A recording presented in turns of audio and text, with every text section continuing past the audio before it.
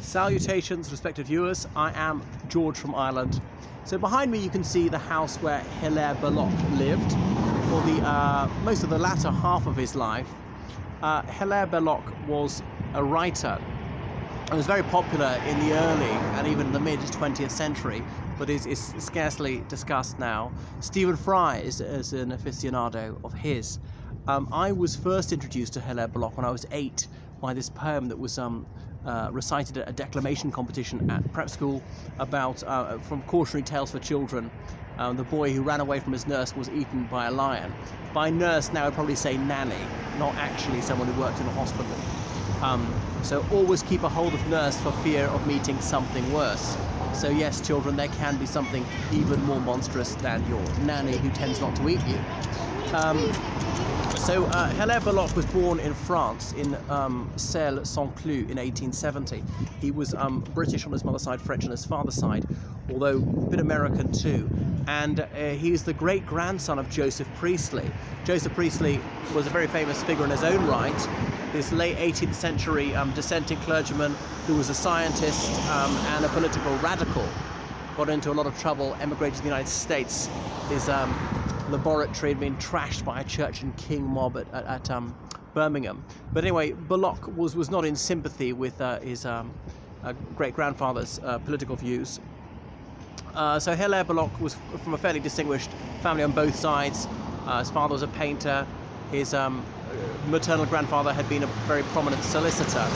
So Belloc then moved to this country and grew up here. He was perfectly bilingual. And bear in mind, almost nobody in France could speak English back in those days.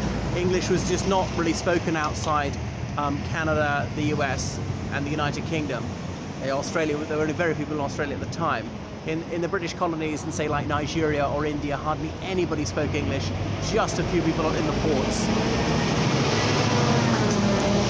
So back to Hillaire Belloc. So his name is like Hillary, the English name, but he's always known by that. So he went to a Catholic school in Birmingham, and indeed Catholicism was really central to his identity. And his mother had been converted to Catholicism by a cardinal, no less. So then he went to Balliol College, Oxford, and Catholics had only been allowed into Oxford a few years before. Still quite a lot of anti-Catholicism around. So he joined the Liberal Party. He'd been president of the Oxford Union, which is as in the debating society of Oxford University. And he was a marvellous public speaker, had a razor-sharp mind, and a formidable debater. It's surprising he wasn't called to the bar. And he travelled very extensively. He fell in love with a young American, and he moved to the United States to try and woo her. He was a lofty chap and massive-shouldered, and as he was penniless at the time, how was he going to get to a house in California?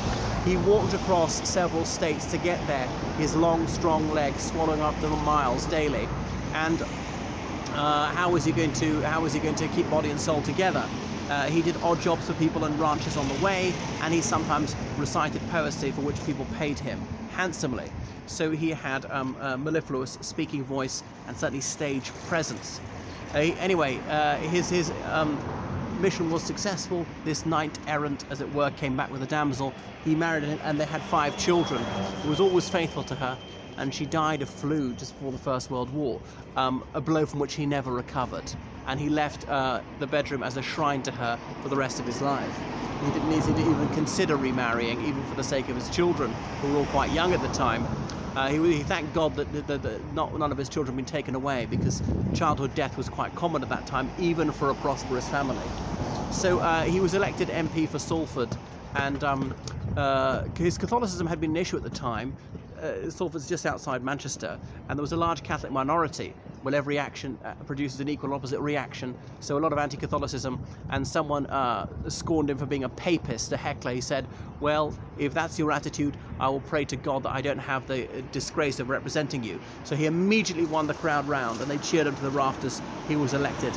He didn't serve in Parliament for very long.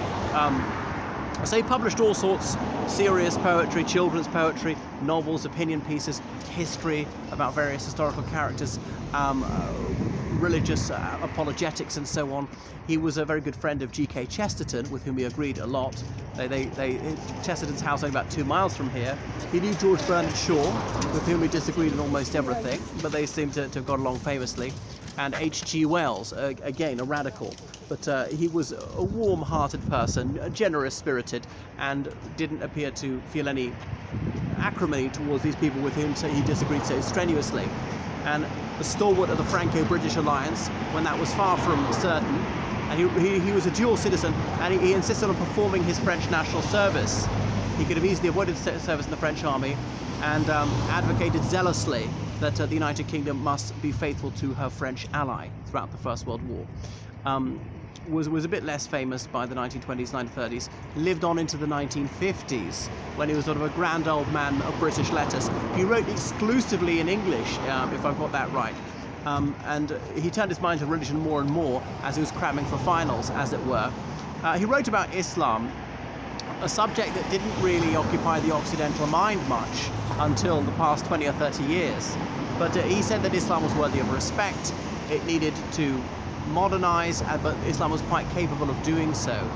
So I can't remember where he's buried, but he spent a lot of his childhood in Sussex. He might be buried at some shrine there. So that is Hillaire Belloc.